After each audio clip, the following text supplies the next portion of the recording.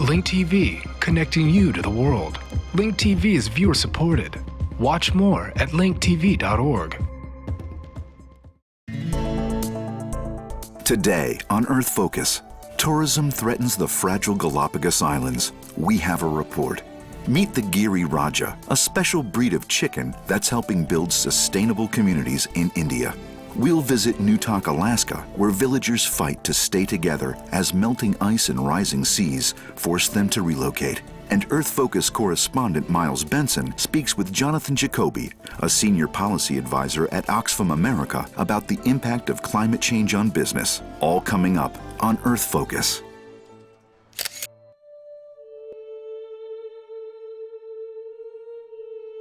"40 years ago, you could only get to the Galapagos by local supply boat. Today, there are up to 5 flights a day and cruise ships. Over 100,000 visitors each year come to see the island's natural wonders. Unregulated tourism, unchecked migration, and overdevelopment are taking a toll. Can the fragile and unique ecosystems of the Galapagos be saved? The answer may be responsible tourism with conservation-savvy visitors and ecologically minded tour operators. We have a report.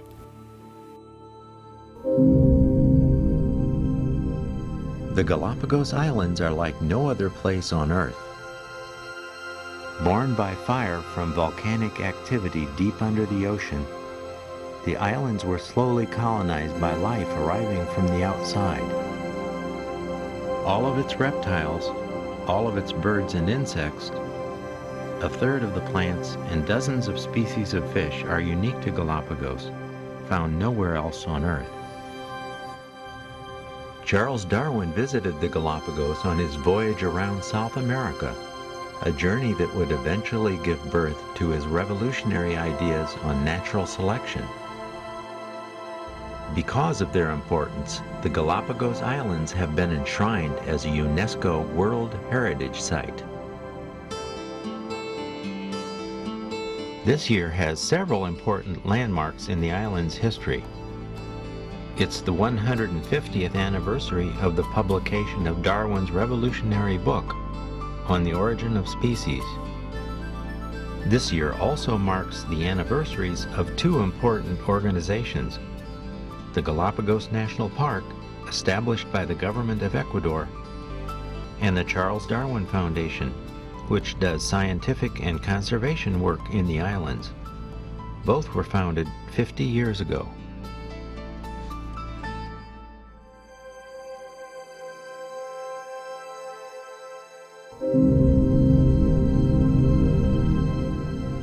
Today, travelers visiting the islands have a rich and rewarding experience. Nowhere can you be immersed in the natural world as in Galapagos. Galapagos is the only oceanic archipelago in the world that maintains 95% of its original biodiversity, both native and endemic. 95% is still present today. But while they still provide a wonderful experience for travelers, behind the scenes, forces are operating that threaten to change the islands forever. In fact, the Galapagos Islands have now been placed on the list of World Heritage Sites in danger. Like all remote oceanic islands, Galapagos developed in a world separated by space and time. This isolation made them unique, but it also made them vulnerable to an ever-growing force. The shrinking of our planet brings formerly isolated species of animals and plants into sudden contact. The islands originally had only about 500 species of plants, which took millions of years to become established. Yet, in a matter of decades, hundreds of new species have arrived.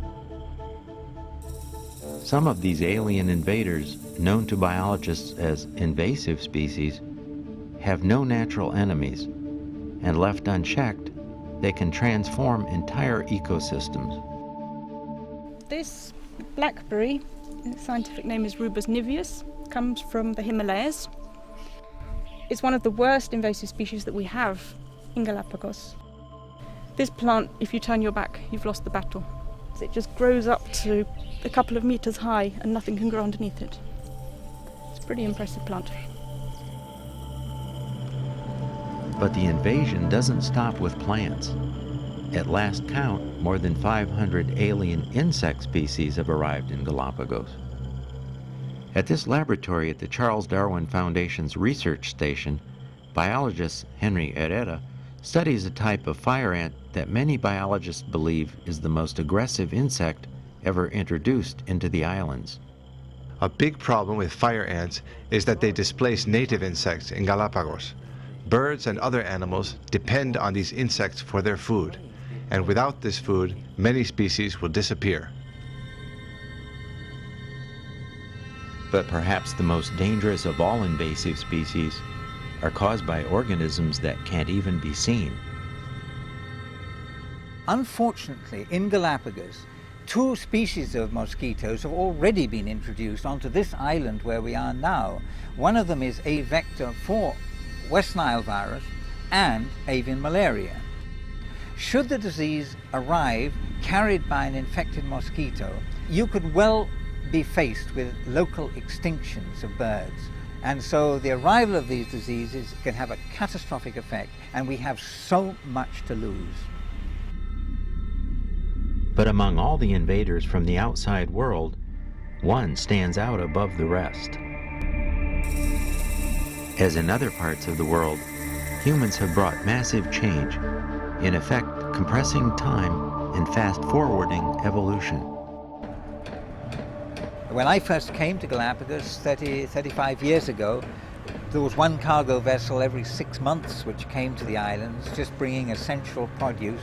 Today, we have a vessel every week here, or maybe even 2 vessels every week here, bringing containers with Coca-Cola, with meat, with everything. And the best way I could put so far Galapagos now is that Galapagos is an open space in every sense. Open for business, open for investors, open for people, open for introduced species, and we need to close that. Tourism is now the main driving force for development in Galapagos. But well-managed, low-impact nature tourism is also the best way to provide lasting protection to the island. Tourism is part of the problem, but I think it's also part of the solution. It's very important that visitors come to Galapagos because each visitor also helps to maintain the park. The park needs visitors and needs good visitors. The greatest support will come through the individual experience here in the islands. If it becomes just another place somewhere on the planet, that is my greatest fear. The indifference to how special this place is and how easy it would be to protect it if everybody did their little bit and cared.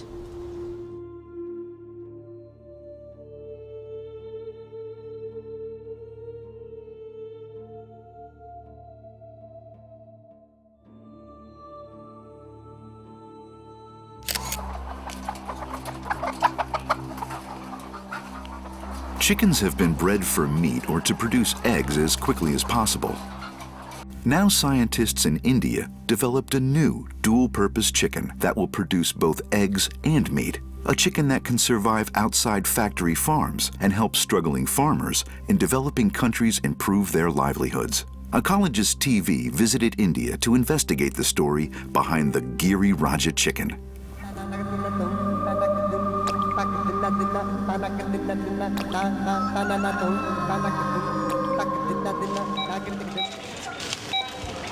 In the West, rising food prices mean an additional burden to the monthly grocery bill. For the rural poor in countries such as India, however, rapid food price increases mean deepening poverty, debt, and worse. Governments and corporations tend to promote intensive farming methods as a solution to rising meat prices.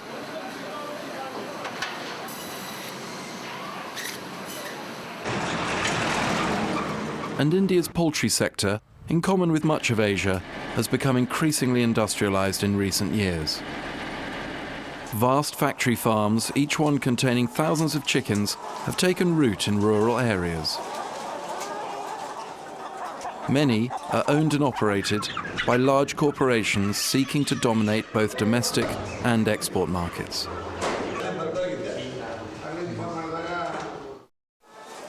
By pumping the chickens with medication, using imported feed, and keeping the birds in cramped, caged conditions, these factory farms profit from the huge economies of scale that they operate at.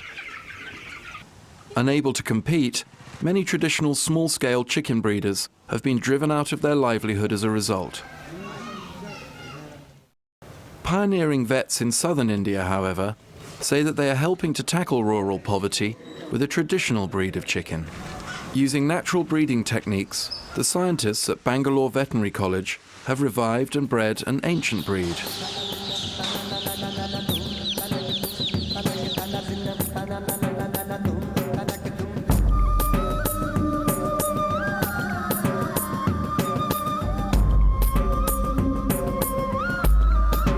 Called the Giriraja or Forest King, this breed of poultry can be raised with minimal drug and food inputs, and due to its inherently strong immune system, it's best reared outdoors around the home.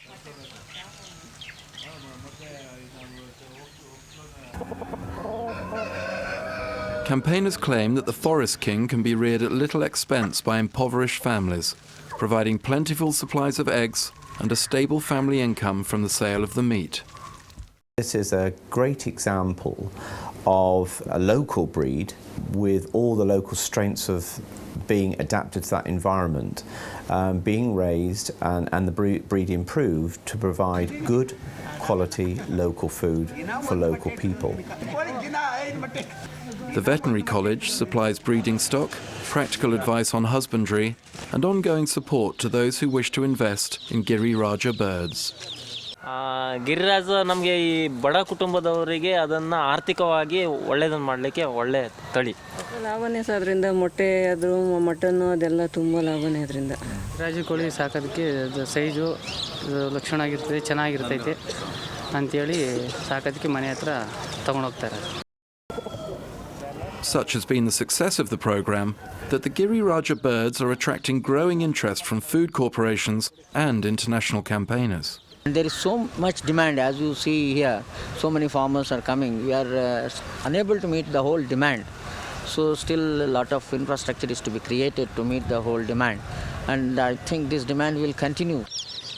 Poultry rearing corporations have been eager to buy into the potentially profitable Giriraja project.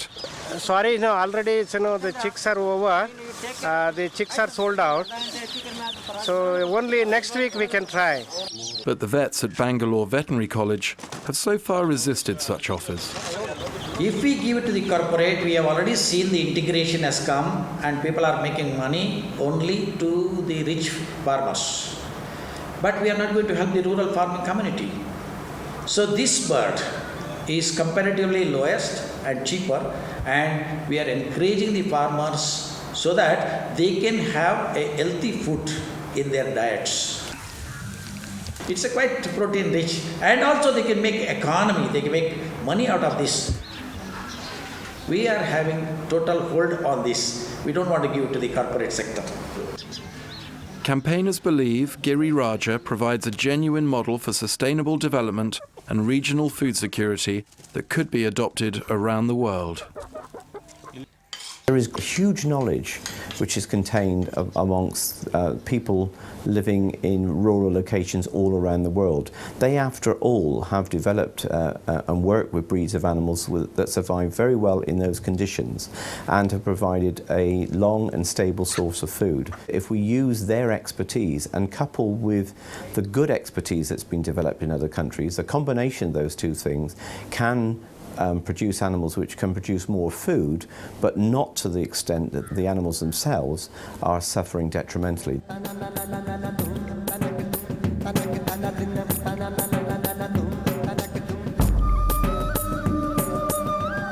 For now, however, the Giriraja is empowering and providing practical solutions to the problems facing some of India's poorest communities.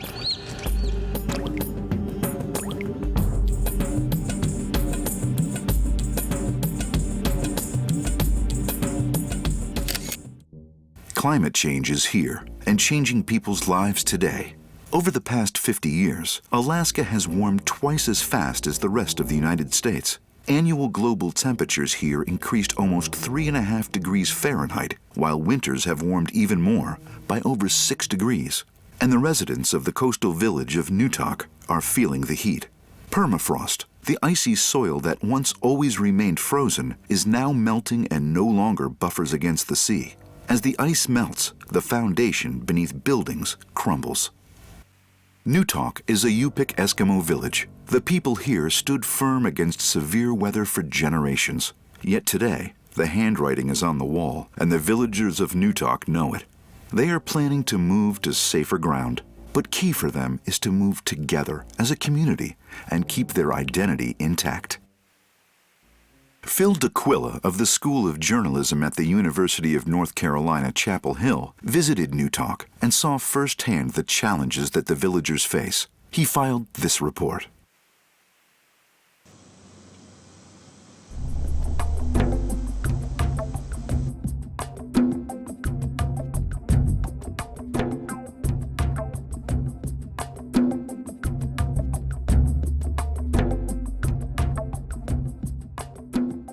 We're floating right now.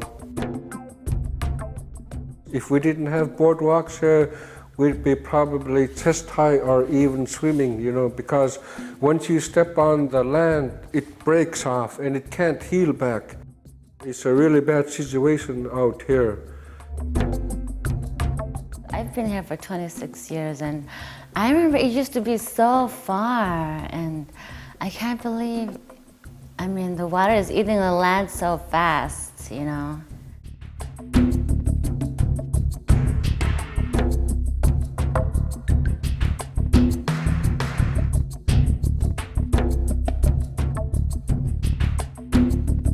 When I first heard that global warming, I thought it was not going to affect the village, but it did. The land is sinking. It's not just eroding. The ice is melting fast. It's coming in towards the village.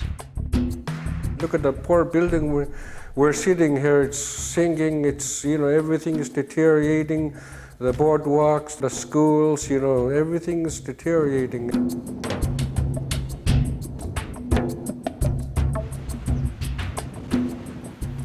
Pretty soon we have to relocate because the erosion is not gonna stop at anything.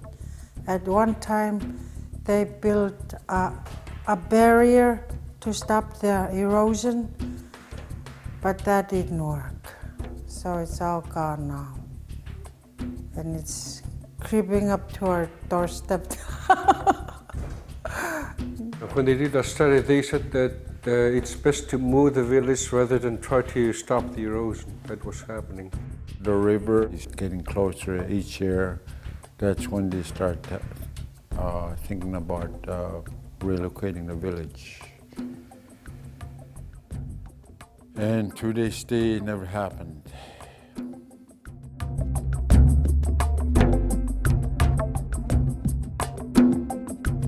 We're struggling, I'm really frustrated.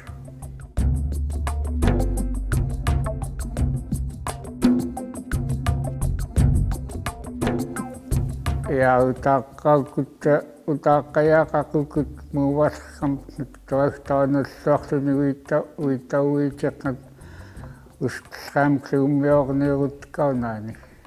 Taanut uita uskapikna upakunta.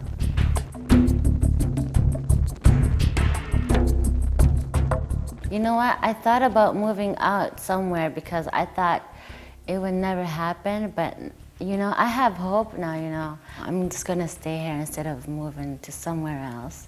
I'd rather stay close to my family.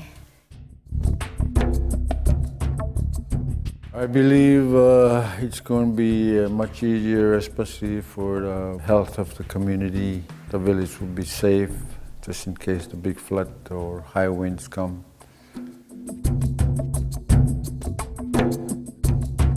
The motivation is the family together. I don't want to separate our family. You know, the cultural and traditional is so strong here that we were born here. We want to stick with our subsistence lifestyle. We know the country, and this is our land.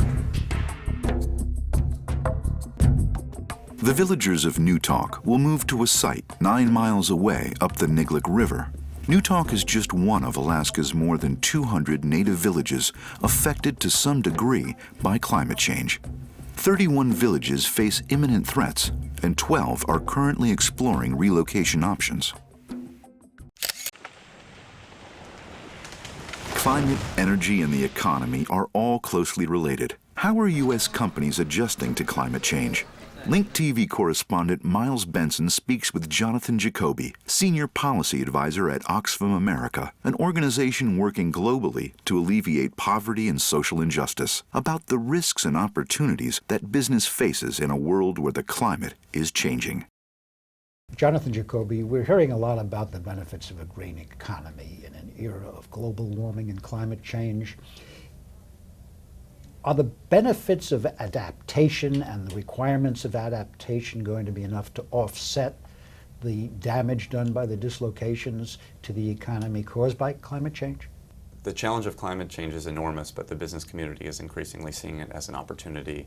And the Obama administration here in the United States is trying to carry us toward a low-carbon green economy on the backs of a private sector focus. It will be, in the end, the business community that has to invest in the green economy through infrastructure, through more sustainable products, and more sustainable ways of generating energy. And there are two ways in which the business community sees opportunity. One is on the main focus of reducing emissions, which is known as mitigation. And then on the other hand, you have this aspect of climate change where we're already seeing the impacts both in the US and in the developing world and in other countries. And this is what's known as adaptation. And the business community has already seen that there are opportunities and risks in this question of adaptation to climate change. So, for example, you have companies that are worried about their supply chains. You have Starbucks worried about the quality and the quantity of the coffee that they're importing into the United States. For Levi Strauss or for Nike, various apparel companies, they're concerned about their cotton that goes into the products. And so the risks that climate change poses to developing countries then becomes a business risk for those companies. However, they see opportunities then to address and make more sustainable and more resilient the communities that are producing that coffee and that cotton for their supply chains. And that's where we see opportunities to marry the other businesses that are out there that do water management, that do insurance, that deliver products and services that can help communities build resilience. And that's an aspect of building the green economy that doesn't get a lot of focus but certainly deserves it. Are you suggesting that we're going to have to adapt blue jeans to the absence of cotton? This is a challenge for Levi Strauss. You can ask them yourself. They produce jeans that are 95% of the raw materials is cotton, and cotton comes from across the world, both temperate and tropical climates, including many countries where Oxfam is active and working. The drought in many areas of West Africa is increasing, and with those conditions comes a greater challenge for small-scale cotton producers to produce their product, a high-quality product that goes into Levi's jeans and a number of other cotton-based products. And so the companies are worried, the farmers are worried, of course, and we have then reason to say that we need to make more sustainable and more resilient that cotton production by helping farmers adapt to the impacts of fluctuating weather. And Levi's and other apparel companies are just as invested in that task. The notion has been spread that the business community has been the primary obstacle to making the kinds of policy changes we need, we say we need, the scientists say we need. You see that changing at all? The big picture for the business community now is picking sides, and there are companies that have stood in the way consistently of climate change and energy legislation, and we knew to expect this. And you have trade associations, for example, that have consistently shown skepticism about specific legislation to address this enormous global problem that has huge impacts on developing countries. But increasingly what you're seeing are fault lines drawn in the business community because very well-known and progressive progressive companies are coming out in favor of emissions targets, emissions reduction targets, as well as adaptation to climate change. So to give one example, you have a coalition known as BICEP. It's a clever one. It's the Business for Innovative Climate and Energy Policy Coalition. And the BICEP coalition is composed of major brands that all Americans know. You have eBay, you have Levi's, you have Nike, Starbucks, Sun Microsystems, and others. These companies have banded together to support climate change legislation that's in line with the science. And so this coalition has been very vocal up on Capitol Hill and with the administration, and is showing that business can be part of the solution and not just part of the problem. Those corporations you mentioned are big, strong corporations, but isn't it true that most of the muscle is arrayed on the other side right now? There is a tremendous force of opposition in this country led by certain elements of the business community. But what you do see, in addition to the companies I mentioned, you have a number of other major companies in major emitting industries. You have Duke Energy as a major utility, you have GE as a major industrial conglomerate, you have Ford as a major auto company. They're all assembled into another coalition called the U.S. Climate Action Partnership, equally robust in calling for legislation that would address the problem and be part of the solution. So right now capital is pretty tight, but for those who have it and are looking for a place to put it and they want to be part of the green revolution, where are some good bets for them? Well, we can actually look to the experts in the venture capital community to see where they're putting their money these days. And even in a constrained environment for capital because of the recession, they're aggressively investing in green technology businesses. Where is that next revolution coming from? And the venture capital community has been placing more and more of its bets on the renewable energy economy and on energy efficiency. So they are investing in electric cars, for an example, to be ahead of the curve as far as developing the products that the next generation, not only of Americans, but Europeans, Australians, Chinese, Indians, Brazilians, will be using in order to drive around, to power their economies in terms of their own power sources and in terms of the products they consume. And so the future opportunities for investment for private equity firms, for venture capital firms, for hedge funds, especially as the government starts to signal its own investment in renewable energy and getting us on a low carbon path, are these energy efficient technologies and renewable energy technologies. And we will see increasing investment as the public sector and the private sector work together to coordinate that investment, because the scale of the challenge is enormous. We don't have a lot of time. The signals for profit are enormous, but we don't yet have a price on carbon. So the market is waiting to figure out exactly how much it can invest, because it doesn't have the proper market signals until we pass climate legislation in the U.S. Jonathan Jacoby, thank you very much. Thank you.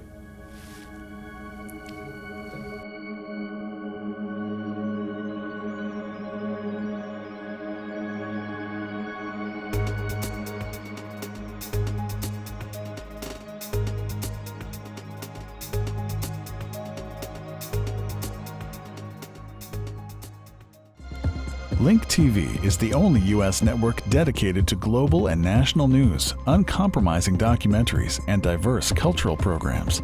Programs which connect you to the world. To learn more, visit linktv.org.